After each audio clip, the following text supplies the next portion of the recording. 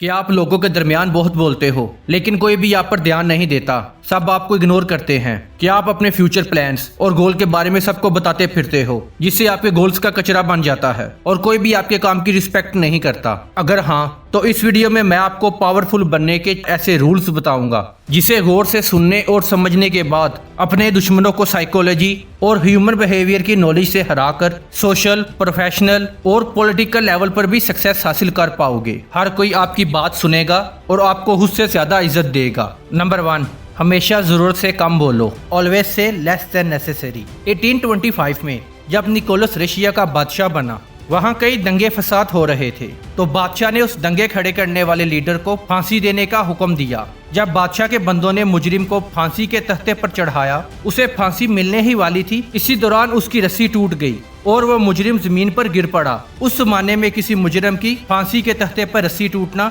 एक मौजज़ा समझा जाता था और अक्सर मुजरिम को छोड़ दिया जाता था। इसीलिए बादशाह के आदमी फौरन बादशाह के पास गए और बादशाह को पूरी बात बताई। बादशाह उस मुजरिम की रस्सी टूटने पर उसे छोड़ने ही वाला था। बादशाह के किसी सलाहकार ने उन सिपाहियों से पूछा, वो मुजरिम जमीन पर गिरने के बाद कुछ बोला था क्या? तो उन सिपाहियों ने जवाब दिया, जी हाँ, वो बोला था कि बादशाह एक डंग की रस्सी नहीं बना सकता तो मुल्क पर राज क्या हक करेगा। ये सुनते ही बादशाह ने कहा, अगर ऐसा है तो चलो उसे बताते हैं कि हम डंग की रस्सी बना सकते हैं। और इसी दौरान उस मुजरिम को दोबारा फांसी पर लटकाया गया, लेकिन इस बार रस्सी नहीं टूटी। अगर पहली दफा रस्सी टूटने पर उसने अपना मुंह बंद रखा होता तो उस पर यह नौबत ही नहीं आती। ज्यादातर लोग एक खुली हुई किताब की तरह होते हैं, उनको जो भी फील होता है वो बोल देते हैं। ये करना काफी आसान होता है, लेकिन अपनी जुबान पर लगाम रखना काफी मुश्किल होता है। अगर आप तारीख उठाकर देखेंगे तो आप जानेंगे कि कम बोलने वालों ने दुनिया पर राज किया था और जरूरत से ज्यादा बोलने वालों को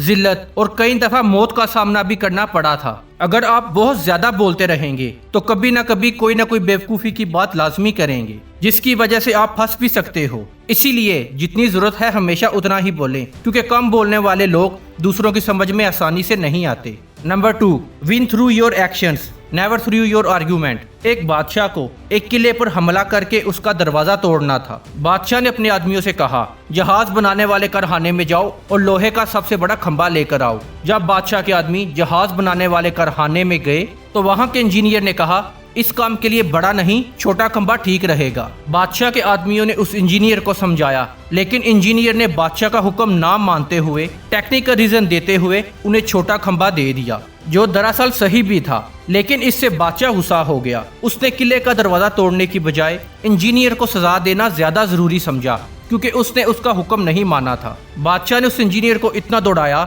जब तक वो मर नहीं गया। अगर वहां पर बहस करने की बजाय इंजीनियर ने सिर्फ इतना कहा होता कि आप बड़ा पोल ले जाओ और साथ में मेरी रिक्वेस्ट पर छोटा पोल भी ले जाओ, अगर आपका काम बड़े पोल से हो जाए तो बहुत अच्छा, अगर ना हुआ तो आप छोटा पोल इस्तेमाल कर लेना ताकि आपका वक्त बच जाए। ऐसा होने के बाद बादशाह पहले बड़े खंबे का इस्तेमाल करता और फेल होने के बाद छोटे खंबे का इस्तेमाल करके कामयाब हो जाता। इससे बादशाह उसके सोचने के तरीके से खुश भी होता और उसकी इज्जत भी करता। देखो, आपके बॉस या आपके ऑफिसर इस बात की परवाह नहीं करते कि आप सही हो या गलत, वो बस आपसे अपनी बात मनवाना चाहते हैं। पावरफुल लोग अपनी बात ना मानने पर किसी को भी नुकसान पहुंचा सकते हैं, इसीलिए कभी भी अपने से ज्यादा पावरफुल इंसान के साथ कभी भी बहस ना करें। पावरफुल लोग कभी भी किसी से आर्ग्यूमेंट नहीं करते, वो हमेशा अपने एक्शन से जीते हैं। Number 3, think as you like but behave like others. एक बार एक इटालियन मुजस्मा साज माइकल एंजेलो को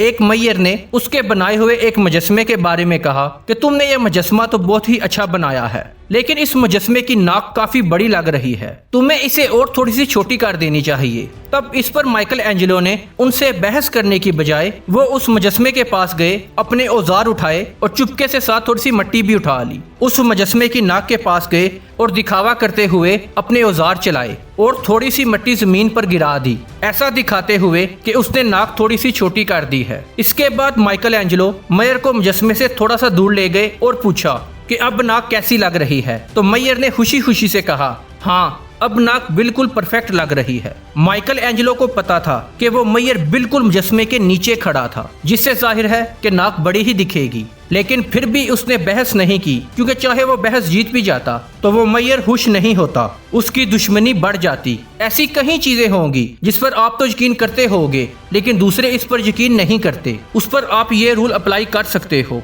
कि आपको जो सही लगे उस पर यकीन करो और बिहेव दूसरों की तरह करो। जैसे मेरा ये पर्सनली मानना है कि कॉलेज डिग्री हर किसी के लिए ज़रूरी नहीं होती। ये आपके गोल पर डिपेंड करता है कि आपके लिए डिग्री ज़रूरी है भी कि नहीं। लेकिन नॉर्मली लोग डिग्री को बहुत ही ज़्यादा अहमियत देते हैं, इसीलिए मैं भी उनकी हाँ में हाँ मिला देता हूँ।